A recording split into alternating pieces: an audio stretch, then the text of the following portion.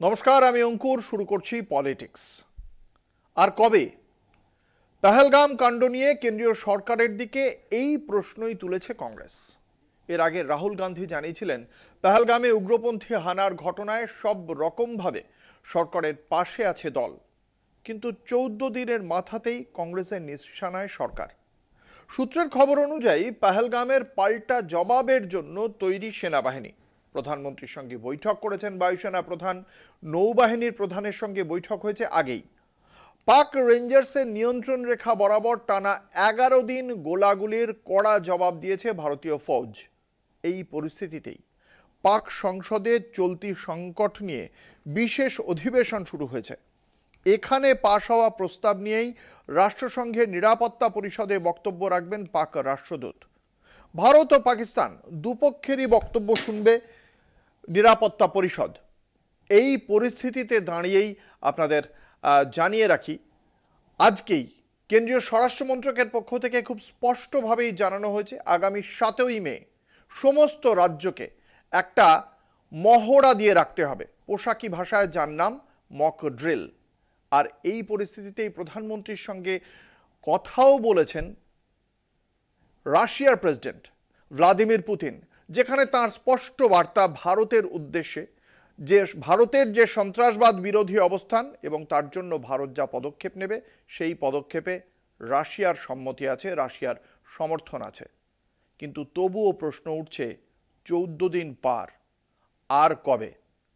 ভারত কি শুধুমাত্র কূটনৈতিক পদক্ষেপেই থেমে থাকবে, নাকি সামরিক পদক্ষেপের পথেও হাঁটবে নয়াদিল্লি? তার জন্য অপেক্ষা করতে হবে।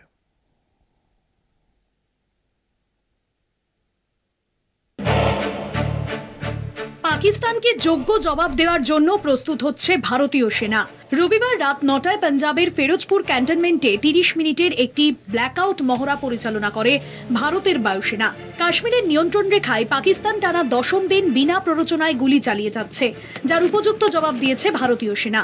প্রধানমন্ত্রী নরেন্দ্র মোদী গত কয়েকদিন ধরে একাধিক সামরিক শীর্ষকর্তার সঙ্গে বৈঠক করছেন।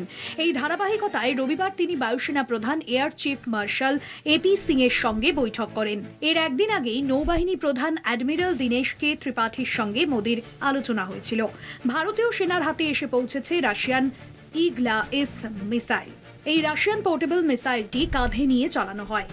ইগলা-এস ক্ষেপণাস্ত্র 6 কিলোমিটার পর্যন্ত দূরের এবং 3.5 কিলোমিটার উচ্চতার লক্ষ্যবস্তুকে আঘাত হানতে পারে। শুধু ইগলা-এস নয়, ভারতীয় সেনা মোতায়েন করেছে দেশীয় প্রযুক্তিতে তৈরি integrated drone detection and interdiction system. এটি 8 কিলোমিটার দূর থেকে ড্রোন শনাক্ত করে সেগুলিকে জ্যাম ও ধ্বংস করতে পারে। পেহেলগাম হামলার পর সেনাবাহিনী 54টি পাহাড়ি রুটে তল্লাশি অভিযান চালাচ্ছে। এই রুটগুলি বাইসারান উপত্যকা থেকে শুরু হয়ে বিভিন্ন পাহাড়ি অরণ্য ও সীমান্ত এলাকায় পৌঁছয়। গ্রেফতার হওয়া ওভারগ্রাউন্ড ওয়ার্কারদের সঙ্গে নিয়ে সেনা জঙ্গিদের গোপন ঘাঁটি খুঁজে বের করার চেষ্টা চালাচ্ছে। পেহেলগামে সন্ত্রাসনায় আরও জোরালো হলো পাক যোগাযোগের জন্য আল্ট্রাসেট ব্যবহার হয়েছিল কিনা খতিয়ে দেখছে তদন্তকারী সংস্থা। চীনে তৈরি এই বিশেষ ডিভাইস ব্যবহার করে পাক আর্মি।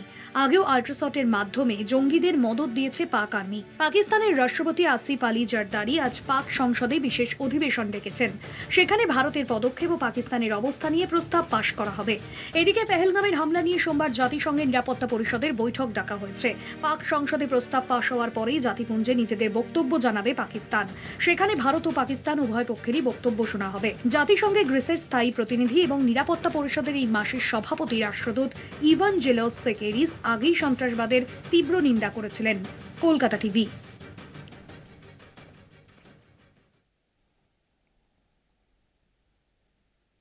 শান্তি শান্তি শান্তি। এই মুহূর্তে শান্তির দিকে ভারতের যতটা নজর, তার থেকেও কি বেশি উচাটন ডোনাল্ড ট্রাম্প? কি চাইছেন ট্রাম্প? ভারত পাকিস্তানের যুদ্ধ থামিয়ে ফাঁকতালে নোবেল শান্তি পুরস্কার বাগিয়ে নিতে? ধরে নিচ্ছি এসব দুষ্টু লোকের কথা, কিন্তু সত্যিটা হলো নরেন্দ্র মোদীর বন্ধু ট্রাম্প এখনো পর্যন্ত কিন্তু নিরপেক্ষ অবস্থানের গল্প শুনিয়েই যাচ্ছেন। ভারত আর পাকিস্তান দুজনেই নাকি ট্রাম্পের ঘনিষ্ঠ। রবীন্দ্রনাথের কবিতা ধার করে বলা যায়, ঘনিষ্ঠতা কতটা হলো উত্তর মেলে না। তাহলে কি আসল কথা হচ্ছে পরমাণু শক্তি? ভারত পাক প্রতিবেশী দুই পরমাণু শক্তিধর রাষ্ট্র, তাই দুই দেশের নেতৃত্বই পুরোদস্তুর যুদ্ধের বিষয়ে দ্বিধাগ্রস্ত। সম্প্রতি 1993 সাল অবধি মার্কিন গোয়েন্দা তথ্য প্রকাশ্যে এনেছে আমেরিকা। সেখানেই ভারত ও পাকিস্তানের যুদ্ধ সম্ভাবনা নিয়ে দুদেশের দ্বিধাগ্রস্ততার এই মত প্রকাশিত হয়েছে মার্কিন গোয়েন্দা সংস্থা সিআইএর রিপোর্টে। হ্যাঁ, এই পরিস্থিতিতে ভাবা দরকার যে দরকার আছে যুদ্ধের, সেই বিষয়টি যে যুদ্ধের কতটা প্রয়োজন সেটা নিয়ে তো অবশ্যই ভাবার দরকার রয়েছে, এবং সেটা তো আমরা সকলেই বুঝতে পারছি।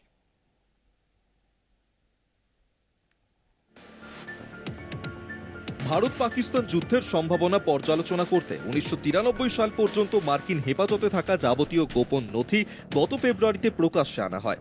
3 দশকের পুরনো নথির ভিত্তিতে তৈরি রিপোর্ট, তবুও তার সমসাময়িকতা অনস্বীকার্য।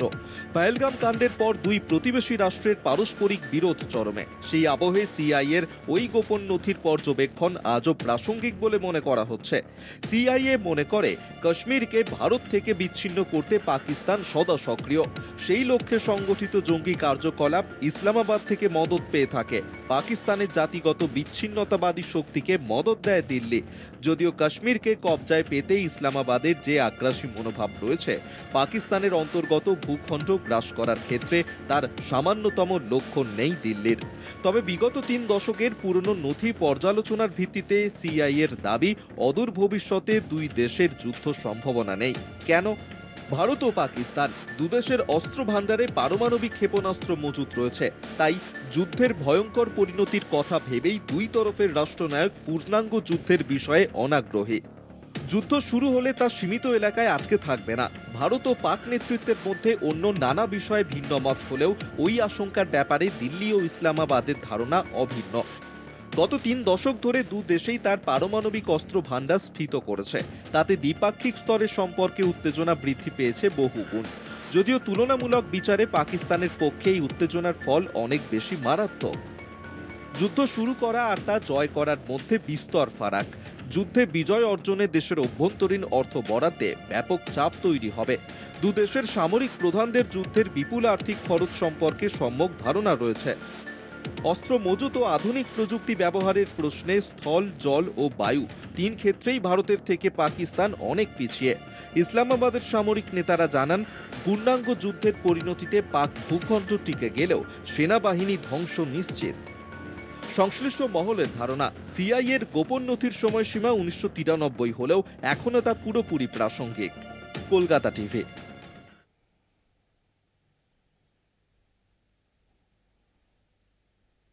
রাজ্য নাকি কথা শোনে না, এই হচ্ছে বঙ্গ বিজেপির নতুন রঙ্গ। পহেলগামের উগ্রপন্থী হানার পর অবিলম্বে পাক নাগরিকদের দেশে ফেরানোর নির্দেশ দিয়েছিল কেন্দ্রীয় সরকার, কিন্তু সেই নির্দেশ নাকি অমান্য করছে রাজ্য। বড় অভিযোগ, সন্দেহ নেই, কিন্তু এই অভিযোগ প্রমাণ না হলে বিজেপি তার দায়িত্ব নেবে তো? যাকগে, সে পরের কথা। আপাতত রাজ্য কোনো কথা শোনে না, এরই প্রতিবাদে সরব বঙ্গ বিজেপি। খোঁজো, ধরো, ফেরত পাঠাও, এই দাবিকে সামনে রেখেই জেলায় জেলায় চলছে বিক্ষোভ। এখানে একটা কথা আপনাদের মনে পড়ছে কি? মানুষের রোজকার যে দাবি, রুটি কাপড়া और मकान, सड़क बिजली पानी, এই নিয়ে সাম্প্রতিককালের মধ্যে বিজেপিকে এইভাবে জেলায় জেলায় প্রতিবাদ করতে দেখেছে কি মানুষ? আবারও বলছি, মনে পড়ছে কি আপনাদের? তাহলে আজ এই অতি উৎসাহ কেন? হিন্দুত্ববাদের ঝান্ডাকে এইভাবে পশ্চিমবঙ্গে আদৌ গেঁড়ে দেওয়া যাবে? পহেলগামে সন্ত্রাসী হামলার আবহে মোদী সরকারের সাফ নির্দেশ ছিল, অবিলম্বে ভারত থেকে ফেরত পাঠাতে হবে পাকিস্তানি নাগরিকদের। বেঁধে দেওয়া হয়েছিল ডেডলাইনও, কিন্তু 10 দিনেরও বেশি সময় কেটে গেলেও এ রাজ্যে বহু পাকিস্তানির উপস্থিতি লক্ষ্য করা গিয়েছে বলে অভিযোগ বিজেপির। কেন্দ্রের নির্দেশ কেন অমান্য করছে রাজ্য সরকার, এই প্রশ্ন তুলেই এবার রাজ্য জুড়ে বিক্ষোভের পথ বেছে নিল ভারতীয় জনতা পার্টি। জেলার পাশাপাশি কলকাতাতেও বিক্ষোভের আঁচ। ডিসি সেন্ট্রাল অফিসের সামনে বিক্ষোভ বিজেপির। দাবি একটাই, খোঁজো, ধরো, ফেরত পাঠাও। বিক্ষোভ আলিপুর ডিএম অফিসের সামনেও। পাকিস্তানি ন্যাশনালদের ফেরত পাঠানোর ব্যাপারে এবং যারা এই যোগাযোগে রয়েছে, যারা আশ্রয় প্রশ্রয় দিচ্ছে, যারা এই ষড়যন্ত্রে লিপ্ত, তাদের বিরুদ্ধে কোন ব্যবস্থা বাংলার প্রশাসন, কলকাতার পুলিশ নিয়েছে এবং কি নির্দেশ দিয়েছে মমতা ব্যানার্জি তাদের। পাকিস্তানিদের ভারত ছাড়া করতে হবে, এলাকা থেকে তাড়াতে হবে, এই দাবি নিয়ে আসানসোলের রাজপথে অগ্নিমিত্রা পাল ও রাজ্য নেতা কৃষ্ণেন্দু মুখোপাধ্যায়। তাদের নেতৃত্বে মিছিলে সামিল হন প্রচুর বিজেপি কর্মী সমর্থক। আসানসোলের কুমারপুর থেকে মিছিল পৌঁছয় আসানসোলের ঘড়িমোড় এলাকায়, সেখানে চলে বিক্ষোভ সমাবেশ। এই পশ্চিমবঙ্গকে আপনি সুরক্ষিত রাখবেন কি করে? আর যে কেউ ইন্টারন্যাশনাল বর্ডার নেই, সে বর্ডার দিয়ে ঢুকে যাচ্ছে। আজকে ৭২টা বিএসএফ এর জমি আমরা চেয়েছি, মুখ্যমন্ত্রী দেয়নি, কেন দেননি?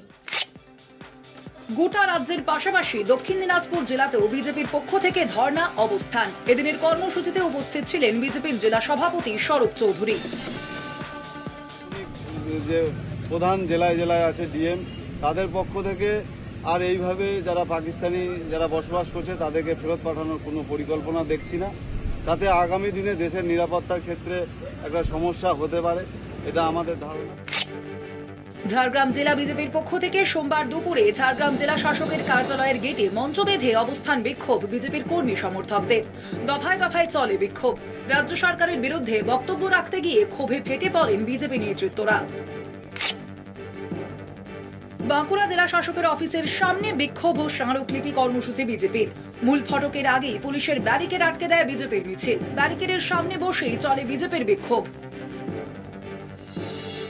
যেভাবে অবৈধ নাগরিক, পাকিস্তানের নাগরিক যারা আছে তাদেরকে খুঁজে বার করে একেবারে যোগ্য স্থানে তার রিপোর্ট দেওয়া এবং তাদেরকে পাকিস্তানে পাঠিয়ে দেওয়ার ব্যবস্থা যেন এই সরকার করে।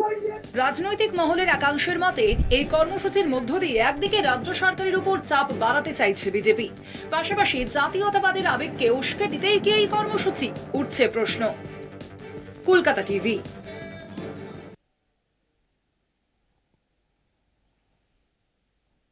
সময় হয়ে গিয়েছে একটা ছোট্ট বিরতির পর ফিরে আসছি, সঙ্গে থাকুন। হিংসার আগুন নেভা মুর্শিদাবাদে মুখ্যমন্ত্রী। বহু ক্ষতিগ্রস্ত অপেক্ষাও করেছিলেন মুখ্যমন্ত্রীর সফরের, কিন্তু দেখা হবে কি মৃতদের পরিবারের সঙ্গে?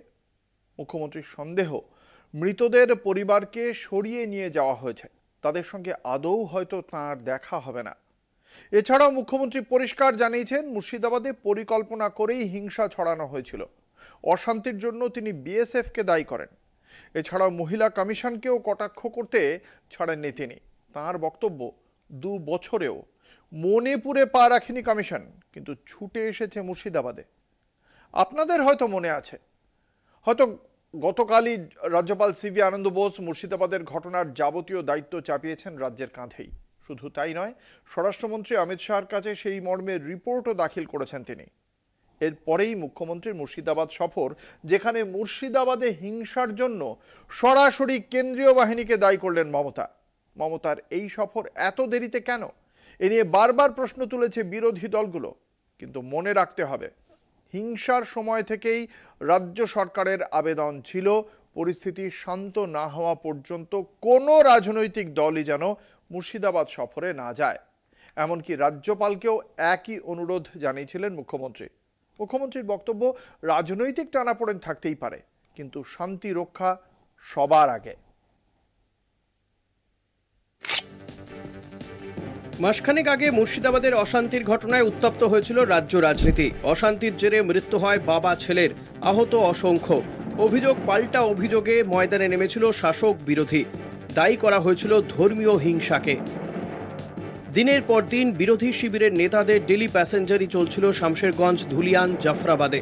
শুভেন্দু অধিকারী, অগ্নিমিত্রা পল, মোহাম্মদ সেলিম, মীনাক্ষী মুখোপাধ্যায় মৃতদের বাড়ি যান। বাদ যাননি রাজ্যপালও। দিল্লি থেকে মহিলা ও মানবাধিকার কমিশনও ছুটে আসে জাফরাবাদে। দিনের পর দিন অশান্তি আঁচে অগ্নিগর্ভ পরিস্থিতি তৈরি হয়। তবে মুর্শিদাবাদের ঘটনা নিয়ে বরাবরই সাবধানী শাসক দল। পরিস্থিতি শান্ত না হওয়া পর্যন্ত সেখানে কোনো রাজনৈতিক নেতাকে না যাওয়ার অনুরোধ করেছিলেন মুখ্যমন্ত্রী। কর্ণপাত করেননি বিরোধী শিবিরের কেউই। সেই মতো অবশেষে মুর্শিদাবাদ সফরে মুখ্যমন্ত্রী।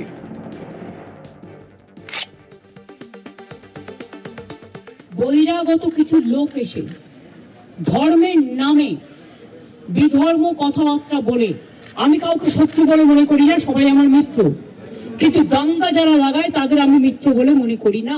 পরিকল্পনা করে হিংসা ছড়ানো হয়েছে দাবি মমতার। তিনটে লোক আছে যারা এই গন্ডগোল পাকাচ্ছে, তারা নাকি বিরাট বিরাট ধর্ম নেতা, মানে ধর্মের নামে বিধর্মী নেতা, অনেক বড় বড় কথা বলেন। আর আর্থিক উৎস আমার মনে হয় বিজেপির নেতাদের জিজ্ঞেস করবেন, তারাই বলে দেবে। মৃতদের পরিবারকে সরিয়ে নিয়ে যাওয়া হয়েছে, তাদের সঙ্গে আদৌ দেখা হয় কিনা সে নিয়েও সন্দেহ প্রকাশ করেছেন তিনি। দুটো পরিবারের সাথে দেখা করে 10 লক্ষ টাকা করে আমাদের কমিটমেন্ট ছিল, হাতে তুলে দিয়ে আসতাম। তো আপনারা লুকিয়ে নিয়ে গেলেন কেন? এটা কিডন্যাপিং করে নিয়ে যাওয়া নয়। আর বিএসএফ বা কেন গুলি চালিয়েছিল? বিএসএফ যদি গুলি না চালাতো পরের দিনের ঘটনা ঘটতো না, এটা আমার দৃঢ় বিশ্বাস। মুর্শিদাবাদে কমিশন ছুটে এলো, কিন্তু 2 বছরে মণিপুরে গেল না, কটাক্ষ মমতার। ঘটনা ঘটার পরের দিনই মানবাধিকার কমিশন চলে এলো, কই মণিপুরে তো যায়নি। 2 বছর ধরে গন্ডগোল হয়েছে, ইউপিতে তো যায়নি, রাজস্থানে তো যায়নি, উড়িষ্যায় তো যায়নি, বিহারে তো যায়নি, দিল্লিতে দাঙ্গায় এত লোক মারা গেছে, একবারও তো যায়নি। হঠাৎ কি হলো? অশান্তির ঘটনা নিয়ে রাজনৈতিক টানাপোড়েন কোনো নতুন বিষয় নয়, তবে শান্তি ফেরানোই সব দলের একমাত্র লক্ষ্য হওয়া উচিত। মুখ্যমন্ত্রীর সংযমী পদক্ষেপ এবং এদিনের বার্তাতেও সেটাই স্পষ্ট হয়। কলকাতা টিভি।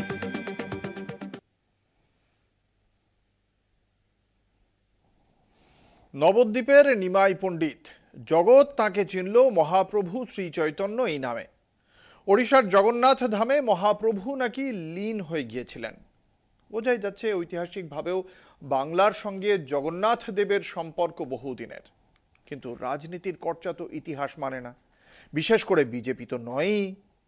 চোখের পলকে তারা ইতিহাস থেকে পুরো মোগল যুগটাকে বাদ দিয়ে দিতে পারে। সেই বিজেপিরই তরফে এবার আপত্তি উঠল বাংলায় জগন্নাথ মন্দির নিয়ে। পাল্টা প্রশ্ন তুলেছেন মুখ্যমন্ত্রীও। সরাসরি মমতা জানতে চেয়েছেন বাংলার জগন্নাথ মন্দিরে আপত্তি কেন। মূর্তি তৈরির নিমকাঠ নিয়েও স্পষ্ট বার্তা মমতার। দীঘায় জগন্নাথ মন্দিরের উদ্বোধনে উপস্থিত থাকায় প্রশ্নের মুখে পড়তে হয় রাজেশ দৈতাপতিকে। সে নিয়েও কড়া মমতা। বাংলাভাষী পরিযায়ী শ্রমিকদের হেনস্থা নিয়েও ওড়িশাকে কড়া হুঁশিয়ারি দিয়েছেন মুখ্যমন্ত্রী।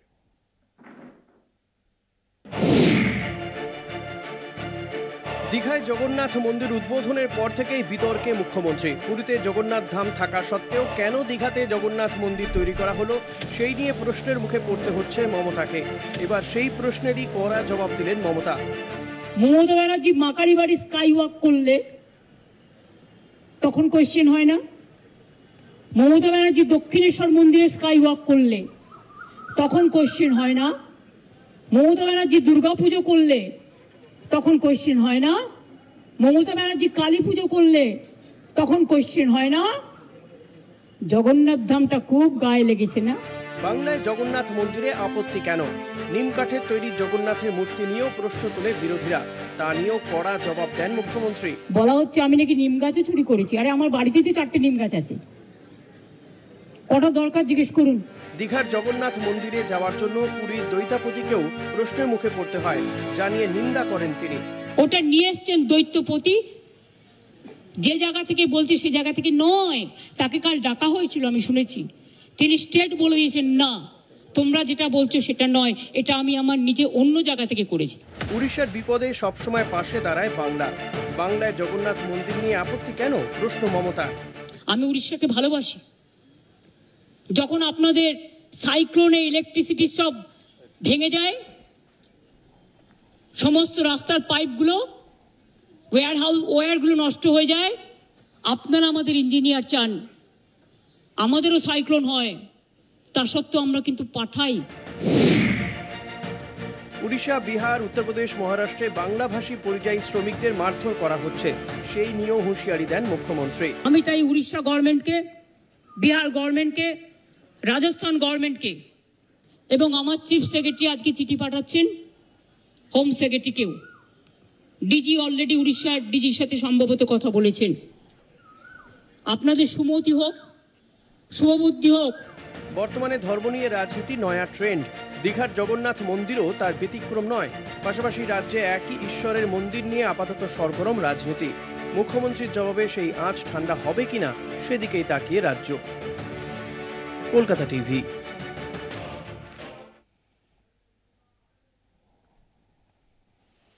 একটা ছোট্ট বিজ্ঞাপনী বিরতির পর ফিরে আসছি, সঙ্গে থাকুন। বিরতির পর ফিরে এলাম, আপনারা দেখছেন পলিটিক্স, আপনাদের সঙ্গে রয়েছে আমি অঙ্কুর। অক্টোবর 1984 দেহরক্ষী সতবন্ত ও বিয়ান সিং এর গুলিতে নিহত হয়েছিলেন প্রাক্তন প্রধানমন্ত্রী ইন্দিরা গান্ধী। তারপরে গোটা ভারতে আগুন জ্বলে ওঠে শিখ বিরোধী দাঙ্গার। স্বাধীন ভারতের ইতিহাসের একটা কালো অধ্যায় সেই 1984 দাঙ্গার ঘটনা। অবশেষে প্রকাশ্যে শিখ বিরোধী দাঙ্গার দায় স্বীকার করলেন কংগ্রেস সাংসদ রাহুল গান্ধী। সম্প্রতি মার্কিন যুক্তরাষ্ট্র সফরে গিয়ে ব্রাউন বিশ্ববিদ্যালয়ের একটি আলোচনা সভায় অংশ নিয়েছিলেন লোকসভার বিরোধী দলনেতা। সেখানেই এক পড়ুয়ার প্রশ্নের উত্তরে দাঙ্গার দায় স্বীকার করেন রাহুল। খুব স্বাভাবিকভাবেই রাহুলের এই স্বীকারোক্তি নিয়ে রাজনৈতিক তাস খেলতে শুরু করেছে বিজেপি।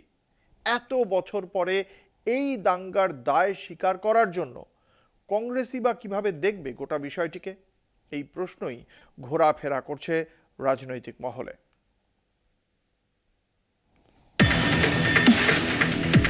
মাঝে কেটে গিয়েছে প্রায় 40 বছর। এবার 1984 সালের শিখ বিরোধী দাঙ্গার নিন্দায় সরব হলেন রাহুল গান্ধী। কংগ্রেসের ইতিহাসের সমস্ত ভুলের দায় নিতে প্রস্তুত জানান রাহুল। সপ্তাহ দুয়েক আগে আমেরিকার ব্রাউন বিশ্ববিদ্যালয়ের একটি প্রশ্নোত্তর পর্বে যোগ দিয়েছিলেন রাহুল গান্ধী। আর সেখানে এক শিখ পড়ুয়া তাকে কংগ্রেস আমলে হওয়া শিখ বিরোধী দাঙ্গা নিয়ে প্রশ্ন করেন।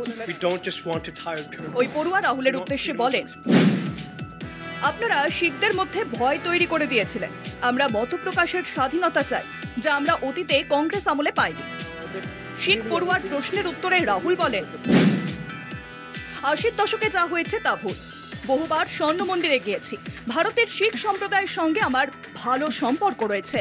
কংগ্রেসের বহু ভুল সম্পর্কে আমি অবহিত, কিন্তু সেগুলির অনেকগুলিই ঘটেছে যখন আমি দলে ছিলাম না। কিন্তু অতীতে কংগ্রেস যা যা ভুল করেছে আমি তার দায় নিতে প্রস্তুত। 1984 সালের শিখ বিরোধী দাঙ্গা ভারতের রাজনৈতিক ইতিহাসে একটি কালো অধ্যায়। আর এই ঘটনা নিয়ে কংগ্রেসের ভূমিকা বারবার প্রশ্নের মুখে পড়ে। 1980 দশকে প্রধানমন্ত্রী ইন্দিরা গান্ধীর নেতৃত্বাধীন কংগ্রেস সরকার পাঞ্জাবে বিচ্ছিন্নতাবাদী আন্দোলনের দমন করেছিল, যার নেতৃত্বে ছিলেন র্যাডিক্যাল শিখ নেতা জর্নেল সিং ভিন্দ্রানওয়ালে। অমৃতসরে স্বর্ণ মন্দিরে আন্দোলনকারী ভিন্দ্রানওয়ালেকে নিষ্ক্রিয় করতে ভারতীয় সেনাবাহিনী অপারেশন ব্লু স্টার পরিচালনা করে। এই অভিযানে শিখদের পবিত্র স্থান অকাল তখ্ত ধ্বংস হয়ে যায়, যা শিখ সম্প্রদায়ের মধ্যে তীব্র ক্ষোভের সৃষ্টি করে।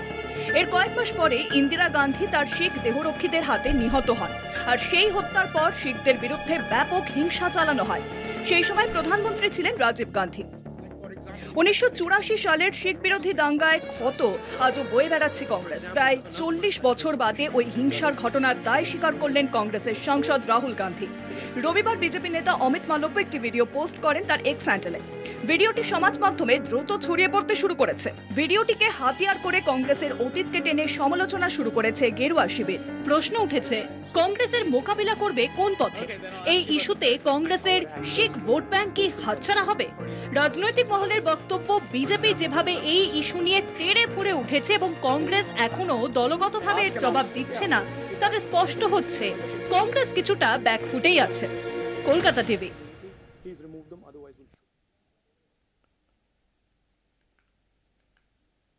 বিহার বিধানসভা নির্বাচন নানা কারণেই সামনে আসছে বারবার। পহেলগাম কাণ্ড নিয়ে বিহারের মধুবনের সভা থেকেই প্রধানমন্ত্রী ঘোষণা করেছিলেন যে কাউকে ছাড়া হবে না। কিন্তু এই সব কিছু সত্ত্বেও বিরোধীরা কিন্তু পুরো মাত্রায় বেগ দেওয়ার জন্য তৈরি নীতিশ কুমারকে। বিহার বিধানসভার আসন্ন নির্বাচনে রাজ্যের 243টি আসনেই জোট বেঁধে লড়াই করবে মহাগঠবন্ধন। বিরোধী জোট শরিকদের সঙ্গে বৈঠকের পর আনুষ্ঠানিক ঘোষণা করেছেন আরজেডি নেতা তেজস্বী যাদব।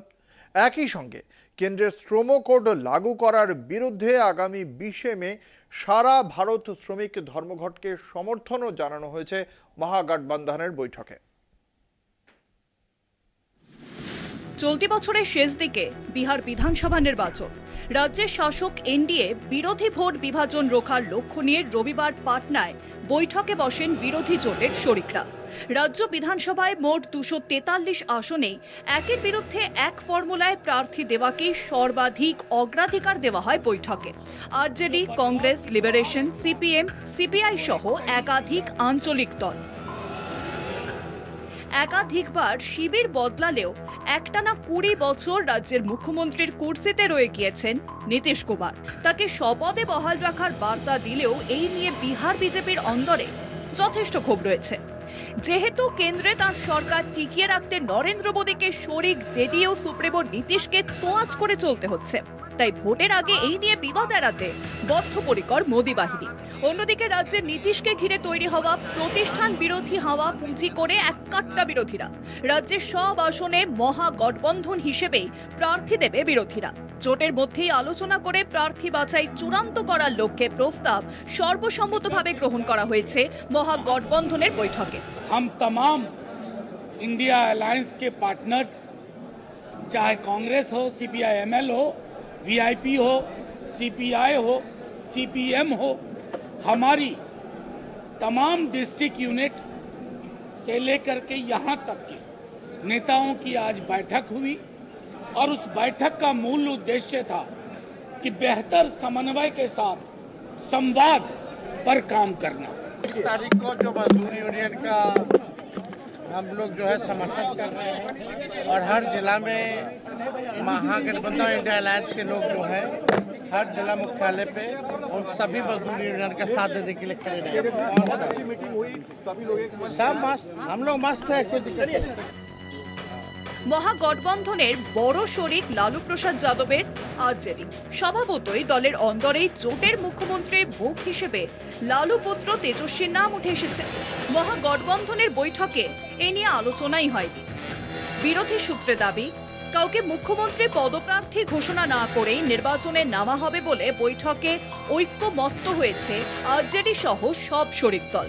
এনডিএ তথা বিজেপি বিরোধী হাওয়া তুলে বিরোধী ঐক্যের বার্তা দিতে চায় মহাগঠবন্ধন।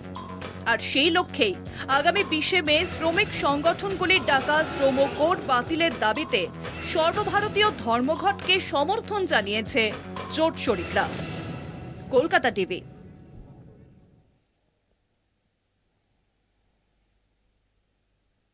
সিনেমা, শিল্প এসব কোনো কিছু নিয়েই মাথা ব্যথা নেই তার। এন্টারটেনমেন্ট বা মেসেজ, তাতেও তার কিছুই এসে যায় না। বলছি ডোনাল্ড ট্রাম্পের কথা। তার সাফ বাত, ট্যাক্সও দাও, ট্যাক্সও দাও। এই কথা উঠছে কেননা বলিউড এবং তেলুগু ব্লকবাস্টারের জন্য বিদেশি বাজারগুলোর মধ্যে মার্কিন যুক্তরাষ্ট্র অন্যতম। RRR হোক বা বাহুবলী, ডাঙ্কি হোক বা পাঠান, ভারতীয় বাজারের পাশাপাশি এই ধরনের বেশ কিছু ছবি আমেরিকার থিয়েটারেও ভালো ব্যবসা করেছে। এখন মার্কিন বাজারকে মাথায় রেখে লোকেশন থেকে স্ক্রিপ্টে বদল আনছেন ভারতীয় পরিচালক প্রযোজকরা। ঠিক সেই সময়ে ফিল্ম নিয়ে মাথা ঘামালেন মার্কিন প্রেসিডেন্ট ডোনাল্ড ট্রাম্প। মার্কিন চলচ্চিত্র ধুঁকছে, তাই আমেরিকা ফার্স্ট এই নীতির কথা মাথায় রেখেই মার্কিন যুক্তরাষ্ট্রের বাইরে নির্মিত চলচ্চিত্রের ওপর 100% শুল্ক আরোপের ঘোষণা করেছেন ট্রাম্প। সিদ্ধান্ত বাস্তবায়িত হলে উত্তর আমেরিকায় ভারতীয় সিনেমার যে বাজার রয়েছে তার উপর গুরুতর প্রভাব পড়তে পারে বলে মনে করছেন বিশেষজ্ঞরা। এই সিদ্ধান্ত কার্যকর হলে কতটা প্রভাব পড়বে বলিউডে, কি বলছে বলিউড?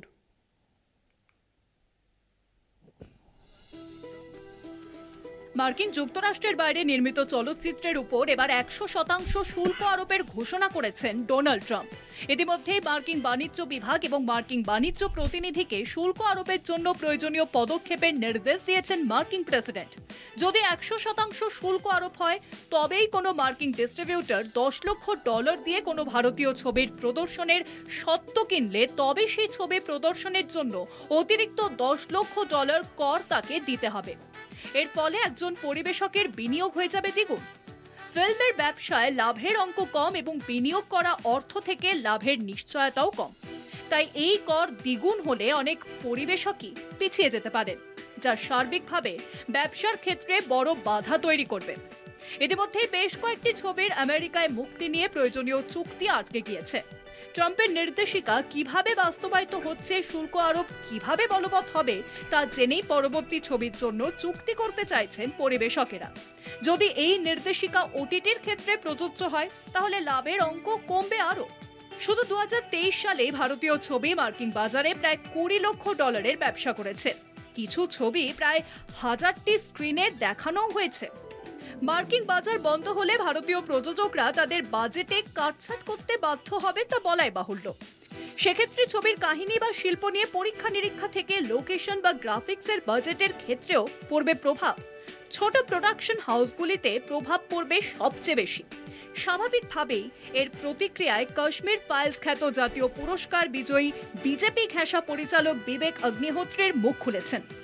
প্রধানমন্ত্রী মোদীর ডিয়ার ফ্রেন্ডের সিদ্ধান্তকে বিপর্যয় বলে ভারতীয় চলচ্চিত্র নির্মাতাদের ঐক্যবদ্ধভাবে এর বিরুদ্ধে লড়াই করতে হবে বলে আবেদন করেছেন বিজেপি ঘেঁষা পরিচালক। অন্যদিকে বলিউড ও হলিউডের ছবি পরিচালনা করা শেখর কাপুর ব্যবসা বুঝিয়ে দিয়েছেন ট্রাম্পকেও। তার মতে হলিউডের অধিকাংশ ছবির মূল আয় হয় আমেরিকার বাইরে থেকে, তাই শুল্ক চাপলে আমেরিকার বাইরে যেতে উৎসাহ পাবে হলিউড। তবে মতামত যাই হোক না কেন, আপাতত ট্রাম্প এই আইন কিভাবে আনতে চলেছেন আর তার প্রেক্ষিতে ভারতীয় চলচ্চিত্র নির্মাতারাই বা কি পদক্ষেপ করেন সেদিকেই তাকিয়ে থাকতে হবে। কলকাতা টিভি।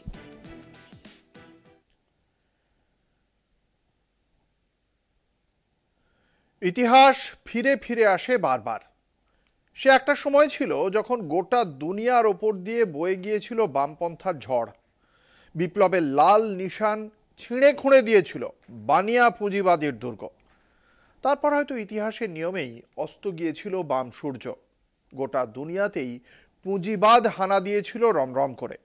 কিন্তু সময়ের পাশা কি পাল্টাচ্ছে? একথা বলতে হচ্ছে কেননা অস্ট্রেলিয়া, কানাডা এবং সিঙ্গাপুরে বাম ঘেঁষা নেতারা পরপর নির্বাচন জিতলেন।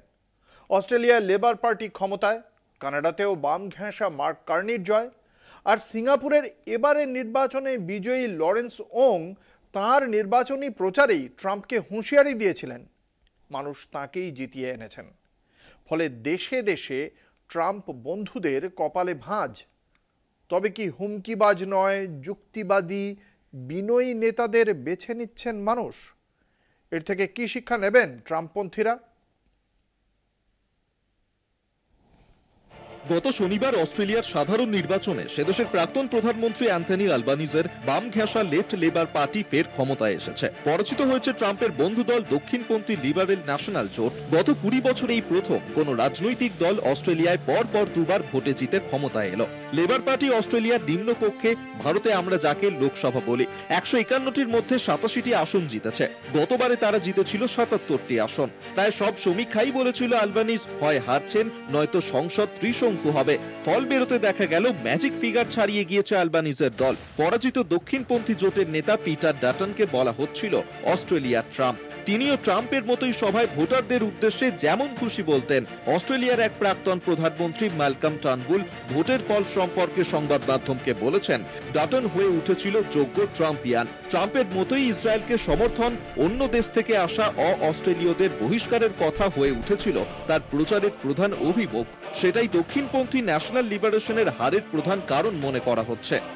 এবার কানাডার কথা। কানাডায় পূর্ব নির্ধারিত সময়ের প্রায় 6 মাস আগে ভোট ঘোষণা করেছিলেন প্রধানমন্ত্রী মার্ক কার্নি। গত 24শে এপ্রিলের ভোটে মার্ক কার্নির দল বাম ঘেঁষা লিবারেল পার্টির জয়ে অস্ট্রেলিয়ার ভোটের ফলের ছায়া দেখছেন অনেকেই। ট্রাম্প প্রায় কানাডা দখল করে নেওয়ারই হুমকি দিয়েছিলেন। তার সঙ্গে ছিল কানাডার জন্য শুল্কের হুমকি। জয়ের পর কার্নি বলেন, ট্রাম্পের সঙ্গে কানাডা আলোচনায় বসবে এবং সেখানে একমাত্র কানাডার স্বার্থকেই অগ্রাধিকার দেওয়া হবে। ম্যাজিক ফিগারের থেকে 3টি আসন কম পেলেও মার্ক কার্নির সরকার টিকে থাকবে বলেই মনে করছেন আন্তর্জাতিক সম্পর্ক বিশেষজ্ঞরা। সিঙ্গাপুরেও ভোট হয়েছে এ মাসেই। সেখানে অবশ্য পিপলস অ্যাকশন পার্টির লরেন্স ওং যে জিতবেন তা জানাই ছিল। এই নিয়ে তিনি টানা 14 বার জয়ী হলেন। তবু অস্ট্রেলিয়া কানাডার নির্বাচনের সঙ্গে মিল একটা রয়েছে। লরেন্স ওং তার প্রায় প্রতিটি জনসভায় পাল্টা হুমকি দিয়েছেন ডোনাল্ড ট্রাম্পকে। ডাক দিয়েছেন আমেরিকার ঔদ্ধত্যকে রুখতে সব দেশের উচিত আমেরিকায় পণ্য রফতানি বন্ধ করে দেওয়া। দেখা যাচ্ছে বিনয়ী, যুক্তিবাদী, হুমকিবাজ নয় এমন নেতাদের মানুষ বেছে নিচ্ছেন। ট্রাম্পের বন্ধু রাষ্ট্রনায়করা এর থেকে কোনো শিক্ষা নেবেন সে কথা অবশ্য সময়ই বলবে। কলকাতা টিভি। পলিটিক্স আজ এ পর্যন্তই। দেখতে থাকুন কলকাতা টিভি, রাত দিন 7 দিন।